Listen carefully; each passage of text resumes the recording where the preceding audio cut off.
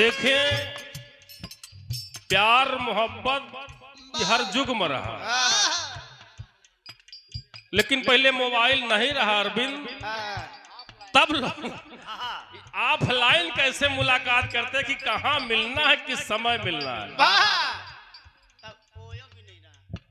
ओयो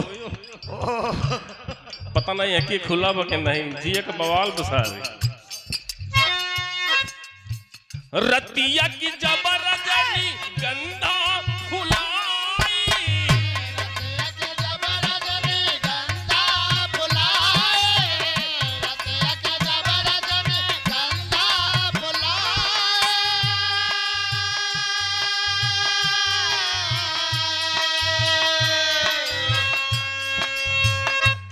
और बसवरिया के पिछवा चांद आ गई, बसवरिया के पिछवा चांद आ गई, गोरी रे गोरी रे गोरी तेरी याद आ गई, याद आ गई तेरी याद आ गई, याद आ गई तेरी याद आ गई, रतिया में जबरदस्ती गंदा बुलाए, रतिया में जबरदस्ती गंदा बुलाए, बसवरिया के पिछवा चांद आ गई, ओ बसवरिया के पिछवा चांद आ गई, गोरी रे गोरी रे गोरी तोरी याद आ गई, याद आ गई तोरी याद आ गई।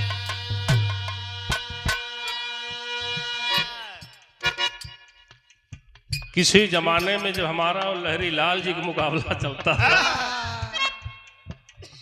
तब ये सब गीतें हुआ करती थी। वंदना की लाइन में इशारा हो,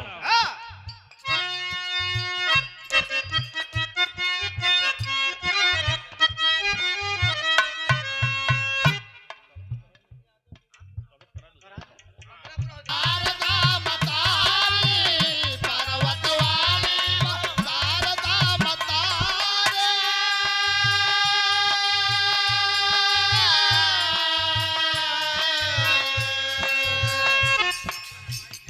बड़े ऊंचे पर्वत पर आसन है माँ,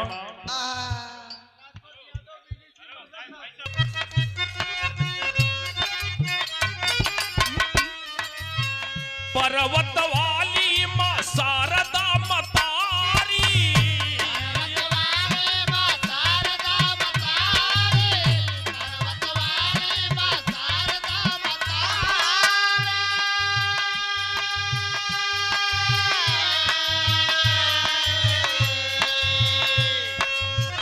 पर्वत वाली माँ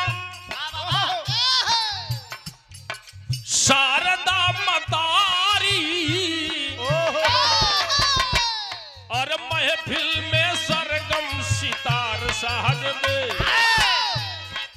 महफिल में सरगम सितार साज दे, मायर मायर माई मोरी लाज राख ले, लाज राख ले मोरी लाज राख ले, लाज राख ले मोरी लाज राख ले, पर्वत वाली माँ शारदा मतारी, पर्वत वाली माँ शारदा मतारी,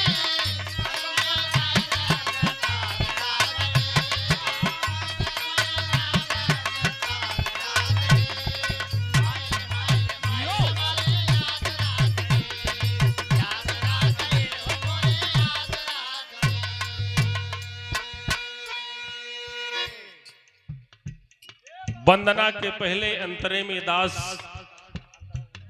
मां शारदे से अरदास करता है, कहना पड़ा दयामय ममता के ज्योति जला,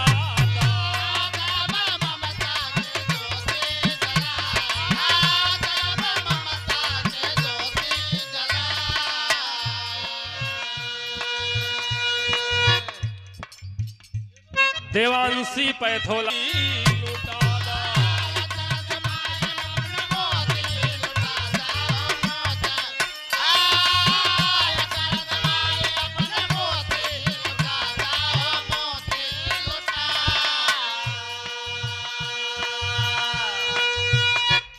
जिस मंच पर मैं खड़ा हूं मां, ना तो कोई पूजा की सामग्री है, न मैं बड़ी इतनी दूर हूं। नवरात्र का महीना है, न नारियल है, न बतासा है, न चुंदरी है। खाली हाथ की अरदास कर रहा हूं। लेकिन हमने सुना है, अगर सच्चे दिल से आपको कहीं से किसी ने याद किया है, आपने उसकी मन की मन्नत जरूर पूरी किया। इसलिए कहा गया, खाली हाथ दास यास करहला दुआरिया।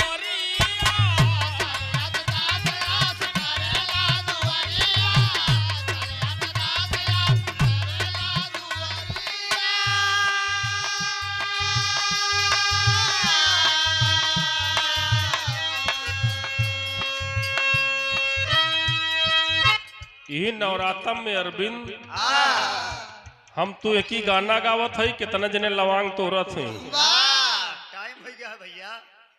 8-10 जनी घेरे हुई, जना तो कम हुई, जनी ज्यादा हुई। कुछ हुई है रमकलिया हरे, और उनका ही देवी देवता दूसर हो। कुछ देर मनाए ना माने, एक अद्धा एक पैक ले, जोर से हुचकी, जूतों चप्पल से मना ले। अलग अलग सबके आराधक होते हैं, अलग अलग देवी देवता होते हैं, अलग अलग पूजा करने का ढंग होता है। लेकिन माँ खाली हाथ दास यास करहला दुआरिया।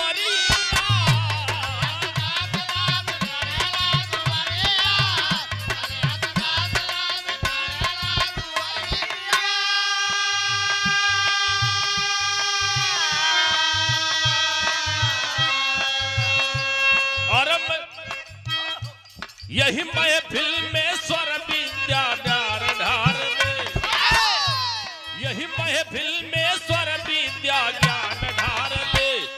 माई रे माई रे माई मोरी लाज राज ले, याद आ गए लो मोरी याद आ गए, याद आ गए लो मोरी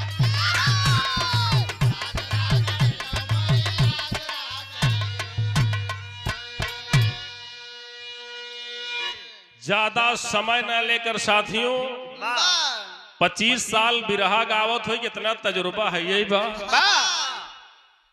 कहूँ हम लोग गावे जाए तो इसे एड़ी उठा के जब तक लेडीज मंच पे आए नहीं जा, एक ही गावत है चितवत है ओकी। ए बारे हम लोग पहले लेडीज के शुरू कराई, देख ले अच्छा भर के। पहले लोग बिरहा सुने आवत रहे, अब बिरहा देखे आवत। गवैयो का करें, अब गावत ही कम दिखावत ही जाता। जैसे रोगिया भावे वैसे तब थोड़ा से लक्ष्मी जी देर हो गए रहे। धर्मराज भाई कहना आप पहले शुरू करा, नहीं हम जानते हैं कितने जन सोचते हैं यार बंद करते हैं शुरू हो, ऐसे मल्ला तो है हम समझते हैं। इसलिए रमेश बस एक ही अंतर रहा, एक घड़ी आधी ते पुनियाद, तुलसी संगत साध के कटई कोट। ढेर लंबा न करा। आखिरी लाइन में दास अपने खानदान का परिचय देता है कि भक्त किस घराने से ताल्लुक रखता है। जुगेश बीडीसी मर्दन शाहपुर की धरती से 51 रुपए पुरस्कार आया है। सब भाइयों को नमन है। थोड़ा से रोहित भैया समय जरूर लेंगे, लेकिन आप देखेंगे कि बिरहा होता क्या है।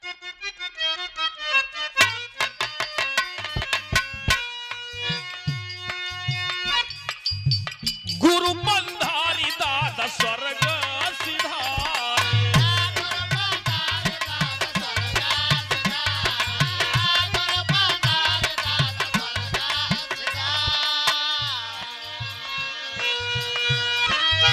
यादव राम सिंह रहे रहिया निहारी हो रहिया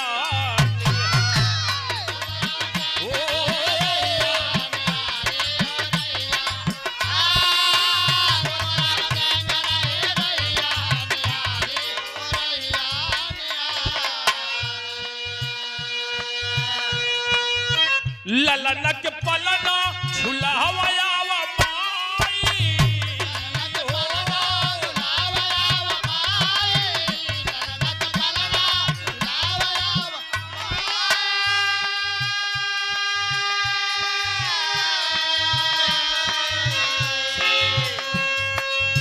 ललनक पलना अरे झुलावया माई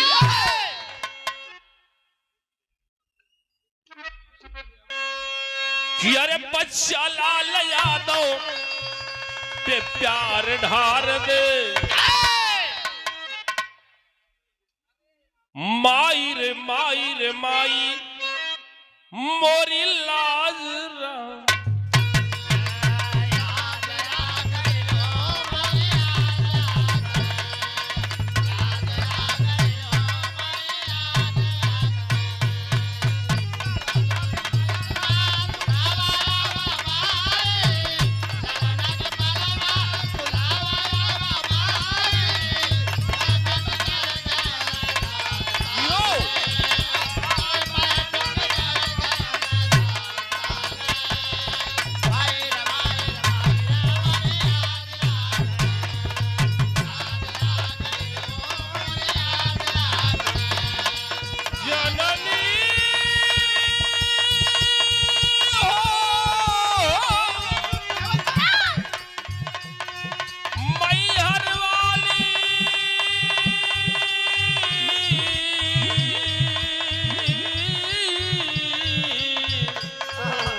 शारदे जननी